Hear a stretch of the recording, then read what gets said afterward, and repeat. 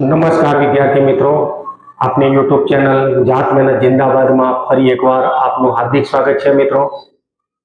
મિત્રો ગણિતના કેટલાક પાયાના ગુણધર્મો છે.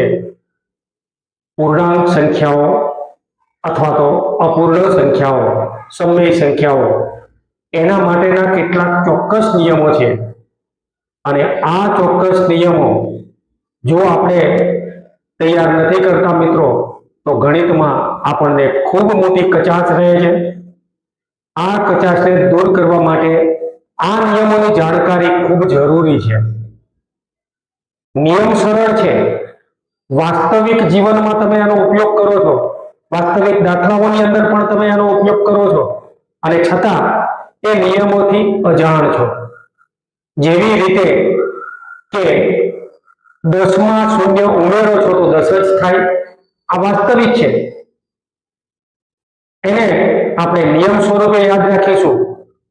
5 ગુણા 4 કરો અથવા 4 ગુણા 5 કરો, બંનેના પરિણામ સરખા આવે છે, આ આપણને ખબર છે.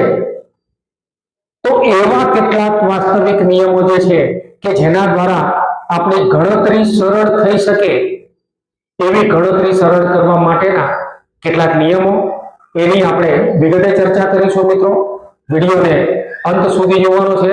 ગમે તો એ લાઈક, શેર અને સબસ્ક્રાઇબ કરજો મિત્રો. અને એની નીચે જે બેલ આઇકન છે એને તમે દબાવશો તો નવા વિડીયો જે છે એ તમારી સામે પ્રસ્તુત થતા રહેશે. મિત્રો, આવો આપણે ગણિતના વિવિધ નિયમો વિશેની ધારદાર ચર્ચા કરીએ.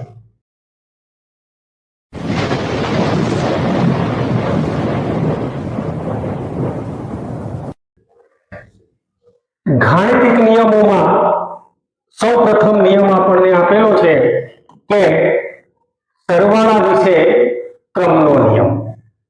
હવે સરવાળા વિશે ક્રમનો નિયમ એ શું છે? તો જ્યારે કોઈ પણ બે પૂર્ણાંકો, કોઈ પણ બે સંખ્યાઓ એ ગમે તે ક્રમમાં લખવામાં આવે તો એનો સરવાળો સરખો થાય છે. આને આપણે સરવાળા વિશે ક્રમનો ગુણધર્મ કહીએ છીએ. a + b બરાબર b + a થાય અને થાય જ. હવે એ ધન પૂર્ણાંક હોય, ઋણ પૂર્ણાંક હોય કે શૂન્ય પૂર્ણાંક હોય, તમામ માટે સરવાળા વિશે ક્રમનો નિયમ લાગુ પડે છે. મિત્રો, અહીંયા આપણે જોઈએ છે કે 2 + 3 બરાબર 3 + 2, તો 2 અને 3 નો સરવાળો 5 થાય છે. 3 અને 2 નો સરવાળો પણ 5 થાય. એટલે મિત્રો, ક્યારેક પણ આપણે કોઈ પણ પદાવલીનો જવાબ આપવો હોય તો ત્યારે 2x + 3y આવતો હોય જવાબ, તો 3y + 2x લખ્યું હોય ત્યારે એ જવાબ આપણો સાચો છે. મિત્રો, કારણ કે અહીંયા બે પદો વચ્ચેનો સરવાળો જ છે. કોઈ પણ બે પદો વચ્ચેનો સરવાળો એ ક્રમના નિયમ પ્રમાણે ગમે તે ક્રમમાં આપેલો હોય છતાં એનો જવાબ સરખો આવે છે. મિત્રો, તો આને સરવાળા વિશે ક્રમનો નિયમ કહીએ છીએ. એ જ રીતે ગુણાકાર વિશે ક્રમનો નિયમ. ગુણાકાર વિશે ક્રમનો નિયમ એટલે શું? તો જ્યારે કોઈ પણ બે સંખ્યાઓ તમને આપેલી હોય, એ પ્રાકૃતિક સંખ્યા હોય, પૂર્ણ સંખ્યા હોય, સમય સંખ્યા હોય, ગમે તે સંખ્યા તમને આપેલી હોય, પણ જ્યારે એ બે સંખ્યાઓનો ગુણાકાર કોઈ પણ ક્રમમાં કરવામાં આવે છતાં તમને એનું મૂલ્ય અથવા એનો ઉકેલ સરખો મળે છે. જેવી રીતે કે 3 × 4 અને એના બરાબર 4 × 3. અહીંયા આપણે જોઈએ છે 3 અને 4 એ બંનેનો 4 કરીને 12 ગુણાકાર થાય. અહીંયા પણ 3 ચોક ને 12 ગુણાકાર થાય છે. એવી કોઈ પણ સંખ્યા તમે લો, કોઈ પણ સંખ્યાનો ગુણાકાર કોઈ પણ ક્રમમાં કરવામાં આવે તો ગમે બે સંખ્યાઓનો ગુણાકાર ગમે તે ક્રમમાં એનો જવાબ સરખો આપે છે. મિત્રો, અહીંયા આપણે જોઈએ કે 2x × 3y કરો અથવા 3y × 2x કરો તો આ બંને સરખા છે. મિત્રો, બંનેનો જવાબ 6xy મળે છે. કોઈ પણ ક્રમમાં તમે કરો એનો જવાબ 6xy મળે. તો આ પ્રમાણે આપણે સરવાળા વિશે ક્રમનો અને ગુણાકાર વિશે ક્રમનો નિયમ સમજીએ છીએ. મિત્રો, હવે નેક્સ્ટ આપણે જોઈએ છે કે સરવાળા અને ગુણાકાર વિશે જૂથના નિયમો. અહીં મિત્રો અહીંયા આપણે સરવાળા વિશે જૂથનો નિયમ સમજવાનો છે કે કોઈ પણ ત્રણ પૂર્ણાંકો આપેલા હોય, ત્રણ કરતા વધારે પૂર્ણાંકો હોય, ત્રણ કરતા વધારે સંખ્યાઓ આપેલી હોય, પછી કોઈ પણ પ્રકારની સંખ્યા હોઈ શકે, તો એ સંખ્યાઓનો સરવાળો ગમે તે જૂથ બનાવીને કરવામાં આવે. એક ત્રીજું જૂથ જો અહીંયા લેવું હોય તો a + c બરાબર b, તો પણ તમારો જવાબ સાચો મળશે મિત્રો. તો અહીંયા આપણે જોઈએ છે કે ગમે તે ક્રમની અંદર સરવાળો કે ગુણાકાર કરીશું એ રકમની કિંમત આપણને સરખી જ મળે છે મિત્રો. તો અહીંયા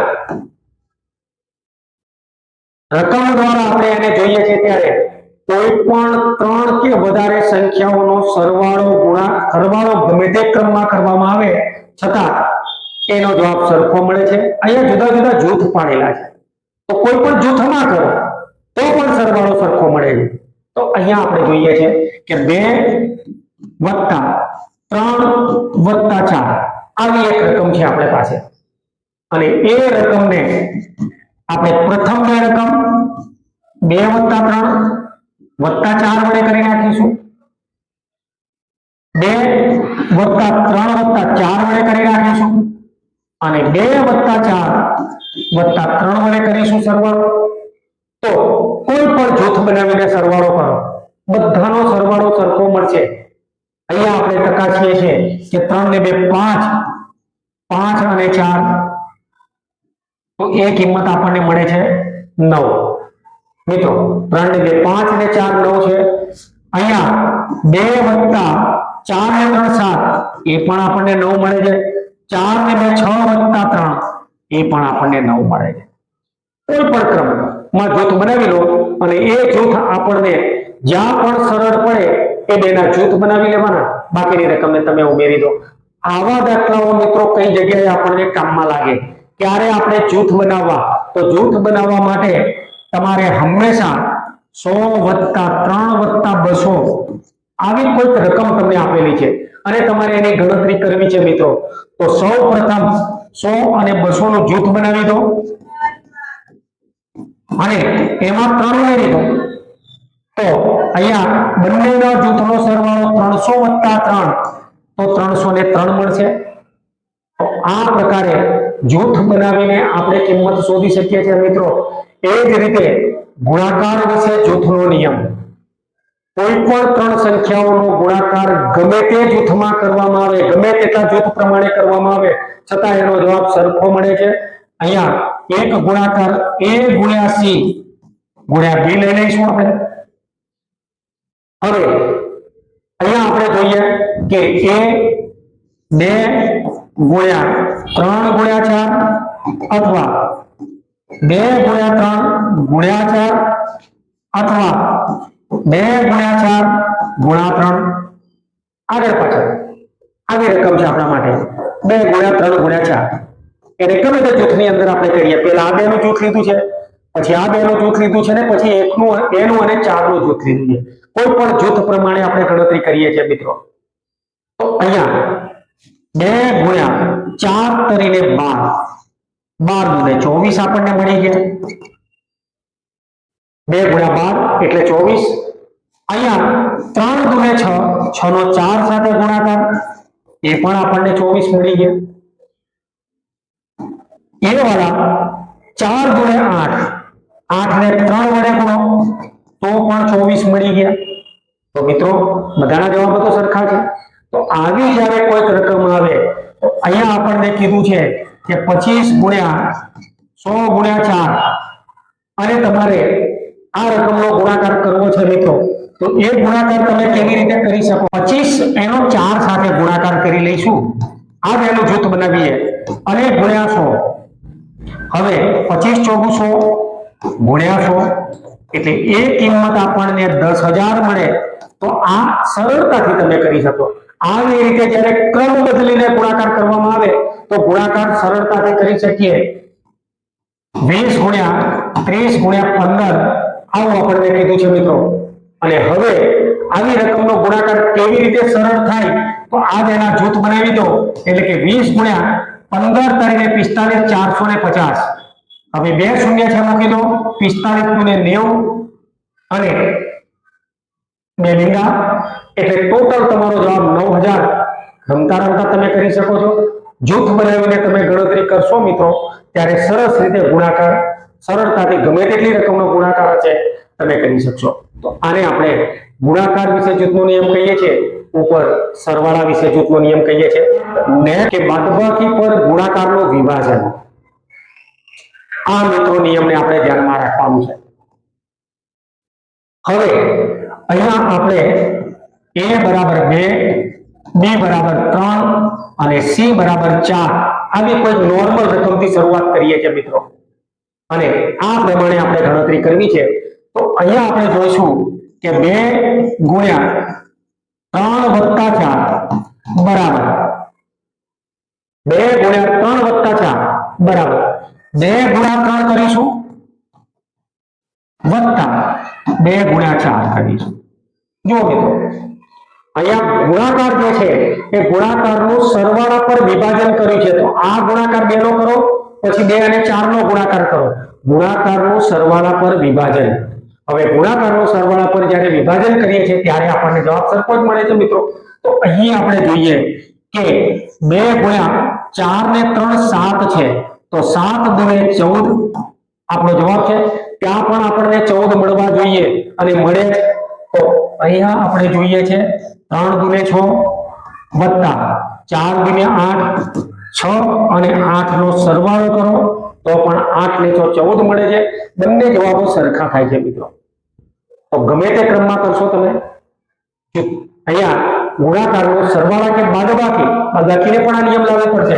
ધારો કે અહીંયા બાદબાકી છે તો ત્યાં વચ્ચે માઈનસ ની નિશાની મૂકી દેશો અને જવાબ તમારો સરખો આવશે મિત્રો. એ પ્રમાણે તમે કોઈ પણ રકમની કિંમત શોધી શકો છો. તો આ પ્રમાણે સરવાળા અને બાદબાકી પરના વિભાજનનો નિયમ એ સરળતાથી કરી શકાય. નેક્સ્ટ, સરવાળા વિશે તટસ્થ સંખ્યા. વિડિયોની શરૂઆતમાં જ આપણે ચર્ચા કરી કે કોઈ પણ સંખ્યામાં શૂન્ય ઉમેરો કે શૂન્ય બાદ કરો તો સરવાળા અને બાદબાકી વિશેની તટસ્થ સંખ્યા જો કોઈ હોય તો એ શૂન્ય છે. એટલે કે એમાં શૂન્ય ઉમેરો તો એ થાય, અથવા શૂન્યમાં એ ઉમેરો તો પણ એ થાય. ક્રમના નિયમ પ્રમાણે અહીંયા ક્રમનો નિયમ છે, બંનેની કિંમત એક સરખી આવે કારણ કે કંઈ ઉમેરતા જ નથી આપણે. પછી ગમે તે ક્રમ હોઈ શકે. એટલે કે 25 વત્તા 0 કરશો એની કિંમત 25, અથવા 0 વત્તા 25 કરશો એની કિંમત પણ 0 સોરી 25. તો એ કિંમત અહીંયા આપણે જોઈએ છે મિત્રો કે સરવાળા વિશે તટસ્થ છે, શૂન્ય તટસ્થ. એનાથી જવાબ પર કોઈ પ્રભાવ નથી પડતો. જ્યારે તમારા જવાબ પર કોઈ પ્રભાવ ના પડે તો એ સંખ્યાને આપણે તટસ્થ સંખ્યા કહીએ છીએ.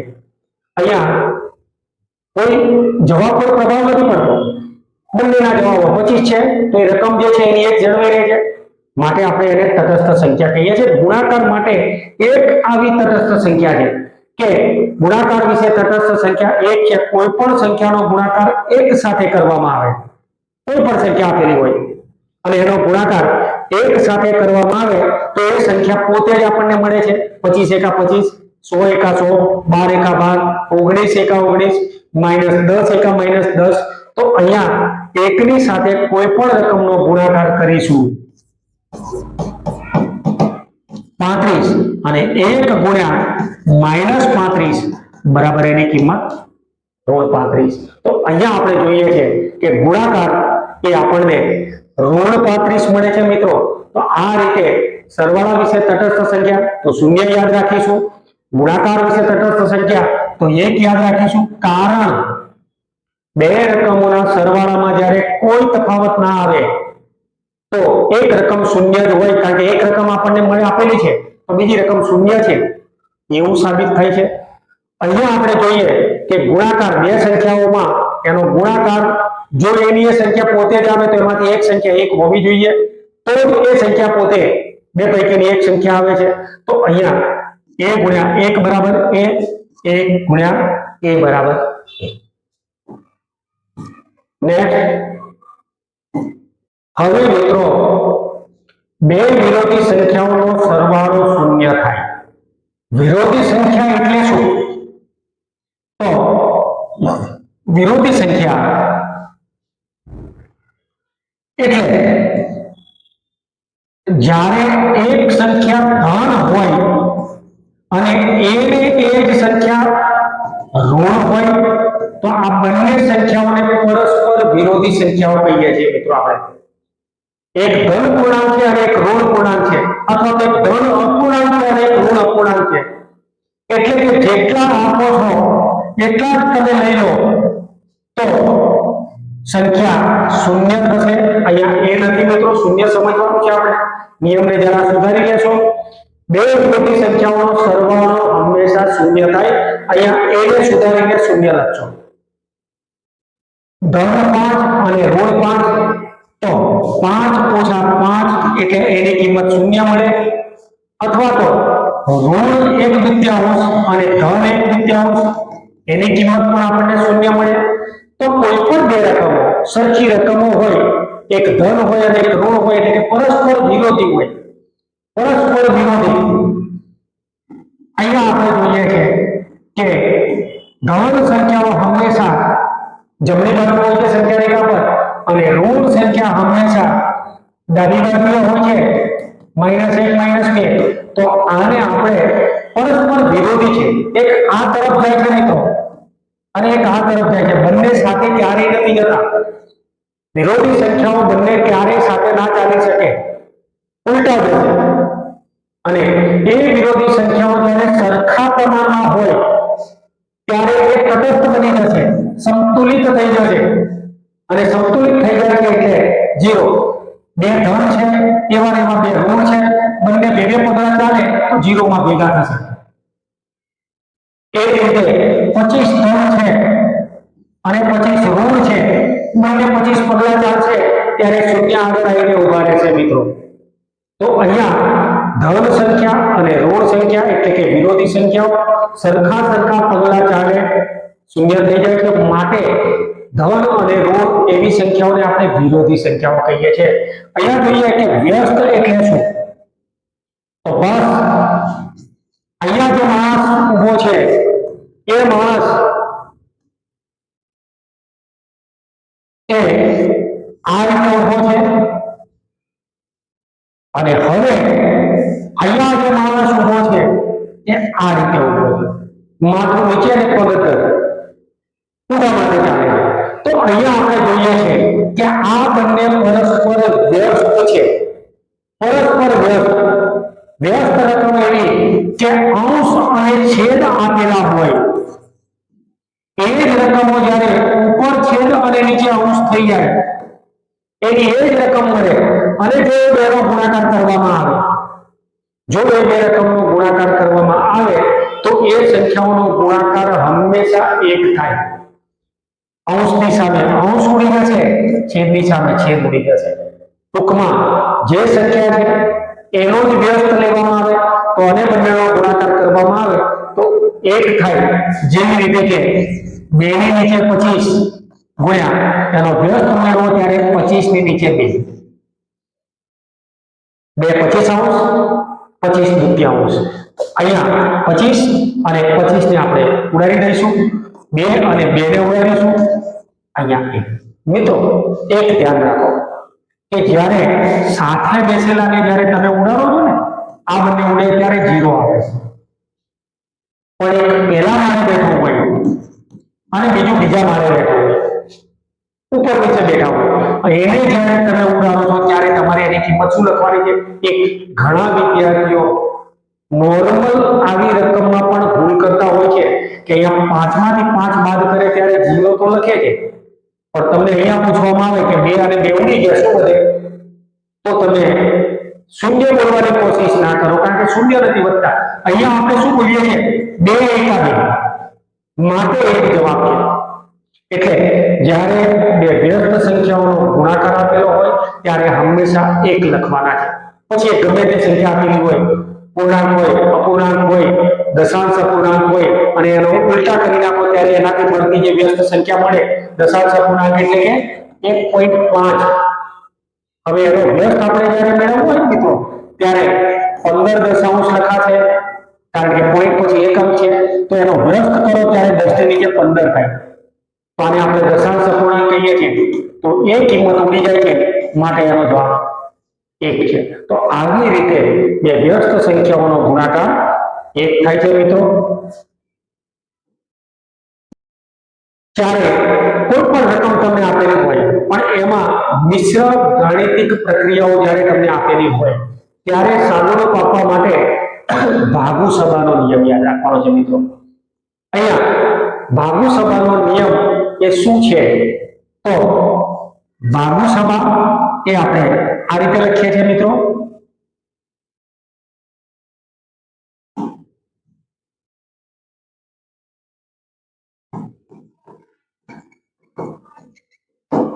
હવે જ્યારે પણ આપણે નાના હતા ત્યારે સૌપ્રથમ જ્યારે એક જ શીખ્યા પછી જો કોઈ રકમ આવતી હોય અને કોઈ ગાણિતિક પ્રક્રિયા હોય તો સરવાળો શોધવાનો હતો, એટલે કે સરવાળો આપણે પહેલા શીખ્યા છીએ નંબર 1 પર।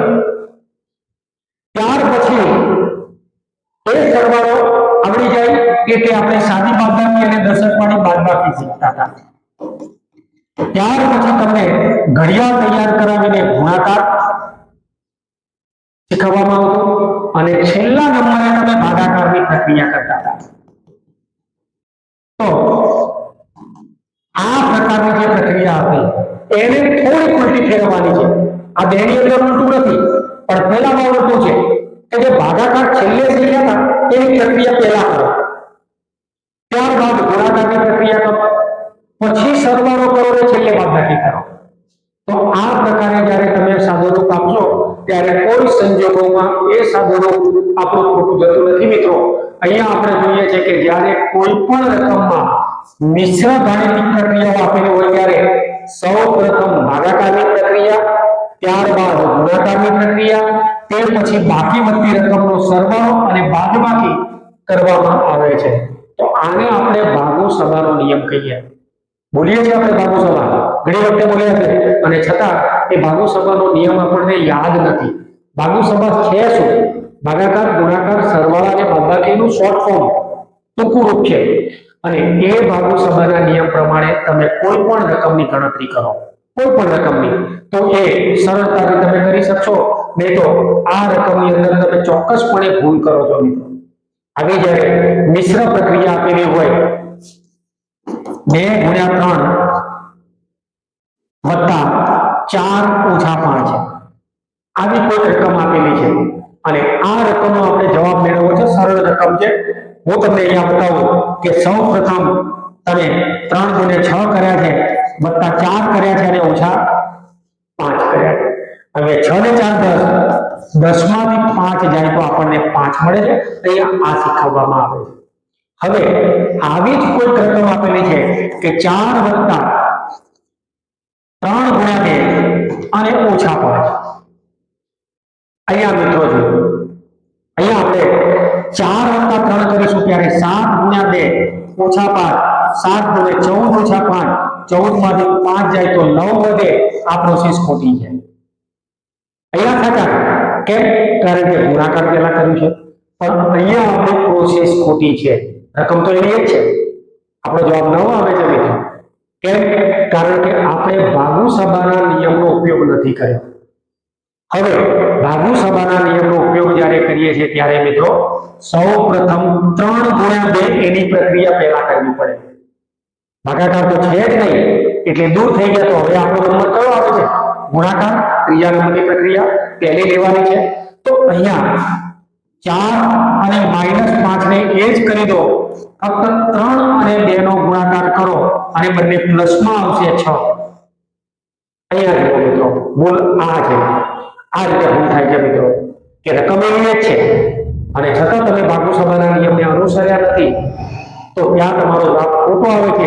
આવવો જોઈએ 5 અને અહીંયા આવે છે આપણો કેટલો? 9। તો અહીંયા 6 ને 4 10, 10 માંથી 5 જાય તો એ કિંમત આપણને મળે છે 5 અને આ આપણો સાચો જવાબ છે મિત્રો। આવી રીતે આપણે ભાગુ સભાના નિયમનો ઉપયોગ કરવાનો છે। એટલે જ્યાં પણ પ્રક્રિયા ભાગાકારની મળે ત્યાં પહેલા કરવાની, એ પ્રોસેસ પૂરી થાય એટલે ગુણાકારની પ્રક્રિયા કરો, એ પ્રોસેસ પૂરી થાય એટલે સરવાળો કરો અને છેલ્લે બાદબાકી। બાદબાકી કરો.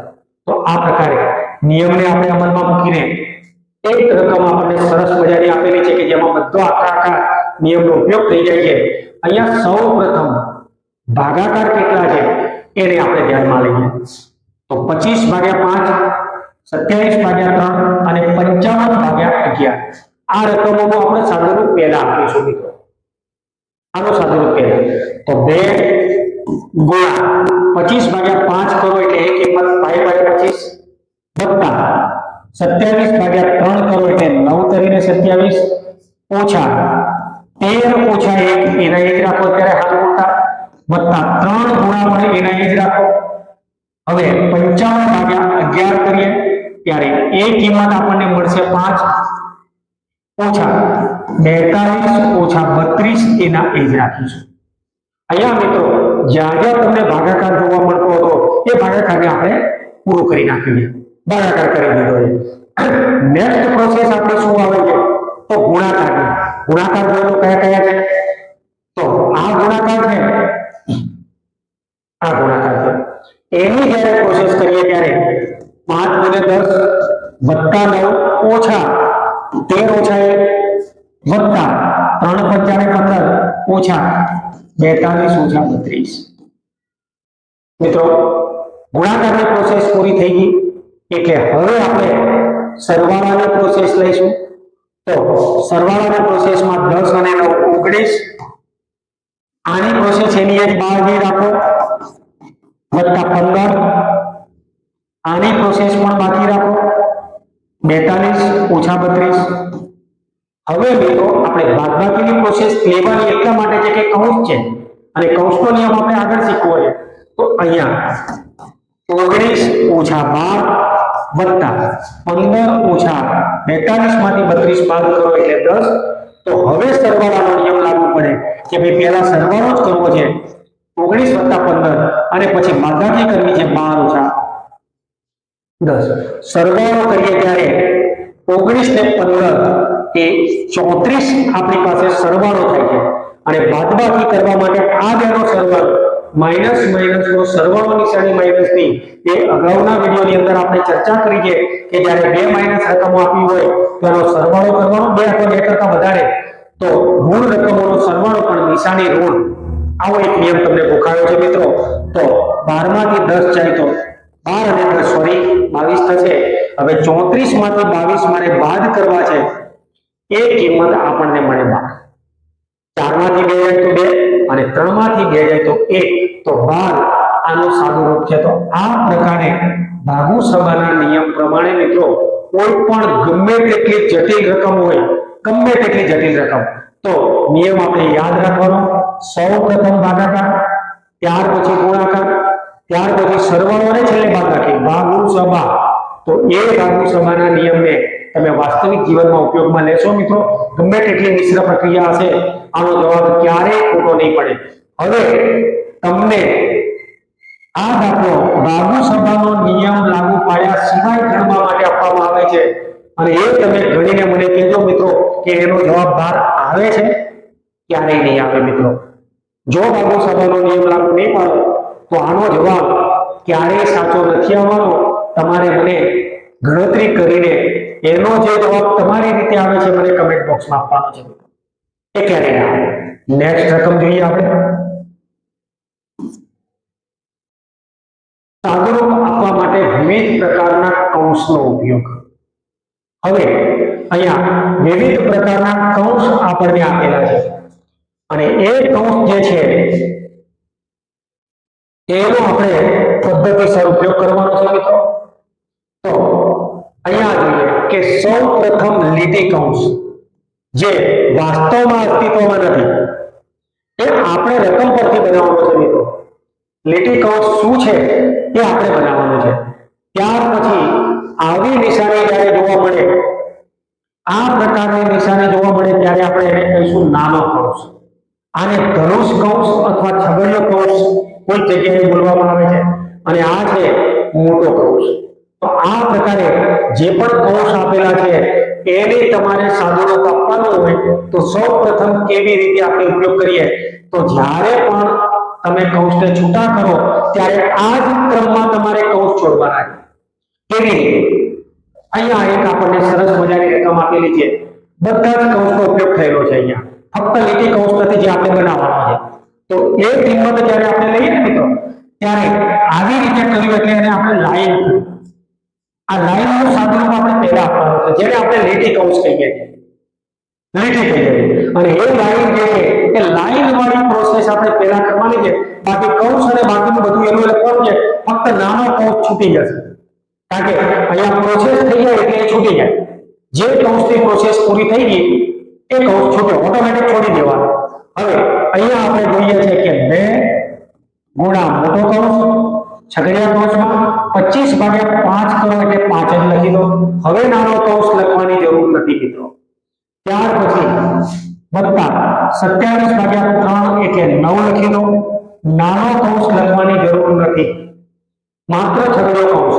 નાના કૌંસને આપણે નામ શેષ કરી નાખ્યો એટલે એને દૂર કરી દીધો. ઓછા ફરીથી છગડીયા કૌંસમાં 13 - 1 એટલે 12 વત્તા 3 ગુણ્યા 55/11 એટલે 5. પાછો છગડીયો કૌંસ પૂરો થઈ જાય. નાના કૌંસ બંને છૂટી ગયા થઈ ગયા. હવે છગડીયો કૌંસ છે એને લીધા છે. અને 42 - 32 તો એ નાનો કૌંસ જ્યારે આપણે છોડીએ ત્યારે 10. પ્રોસેસ થઈ ગઈ મિત્રો. સૌપ્રથમ આપણે નાના કૌંસને આઉટ કર્યા છે. હવે પહેલા તો ગાણિતિક પ્રક્રિયાઓ કર્યા પછી છગડીયા કૌંસને આપણે છોડવાનો છે. તો અહીંયા 2 ગુણ્યા આની પ્રક્રિયા તો ડાયરેક્ટ થાય છે એટલે ડાયરેક્ટ છોડી દો. છગડીયા કૌંસને પહેલા છોડીએ તો ત્યાં 9 ને 5 14 માઈનસ અહીંયા સૌપ્રથમ ગુણાકારના નિયમ પ્રમાણે 3 × 5 = 15. 15 માં 12 ઉમેરવાના છે તો 12 + 15 અને -10 જે છે એના 1. હવે હજુ છગડીયો કૌંસ એક બાકી છે, કારણ કે આ સીધે સીધો ઉડે છે, પણ પેલામાં ગાણિતિક પ્રક્રિયા કર્યા પછી આપણે એને દૂર કરવાનો. તો 2 ગુણ્યા 14 - 12 ને 15 27 - 10 ઓટોમેટિક છગડીયો કૌંસ દૂર થઈ જાય છે મિત્રો. હવે 2 ગુણ્યા મોટા કૌંસમાં ગાણિતિક પ્રક્રિયાઓ કરીશું. 14 - 27 અને 10 એની કિંમત આપણને મળે છે 37. માઇનસ માઇનસનો સરવાળો નિશાની માઇનસ. હજુ પણ એની પ્રક્રિયા કરીએ ત્યારે અહીંયા પ્લસ માઇનસ બાદબાકી, મોટાની નિશાની. 37 માંથી 14 બાદ કરો તો એ કિંમત આપણને 23 મળે, પણ મોટાની નિશાની એટલે -23. તો અહીંયા ઋણ 23 લખીશું. અને ત્યાર પછી એ બંનેનું સાદુરૂપ આપવામાં આવે તો 23 × 46. એક પ્લસ અને એક માઇનસનો ગુણાકાર હંમેશા માઇનસ થાય, તો અહીંયા ઋણ 46 એ આપણો જવાબ છે. તો આ પ્રકારે સાદુરૂપ આપવા માટે કૌંસનો તમે ઉપયોગ કરી શકો છો. આ તો વિદ્યાર્થી મિત્રો ગણિતના આવા પાયાના નિયમો છે, આવા સરળ નિયમો છે, અને છતાં આપણે એની અવગણના કરીએ તો જવાબમાં તકલીફ પડે છે. આપણને ગણિત મુશ્કેલ બની જાય છે. પણ ગણિતને જો તમારે સરળ બનાવવું હોય તો આવા પાયાના નિયમો ઉપર થોડું ધ્યાન શરૂઆતથી કેન્દ્રિત કરો, તો કોઈ પણ પ્રકારની પરીક્ષા હશે, સ્પર્ધાત્મક પરીક્ષાઓમાં ગણિત વિશે કેટલાક પ્રશ્નો પૂછાય છે, મિશ્ર પ્રક્રિયાઓ પૂછાય છે, તો આ બધાના સાદા આપવા માટે તમારા માટે એકદમ સરળ થઈ જશે મિત્રો. આ અને આવા અનેક વિડીયો સાથે, માહિતીસભર વિડીયો સાથે આપણે મળીશું મિત્રો. ત્યાં સુધી સર્વે મિત્રોને જય હિન્દ,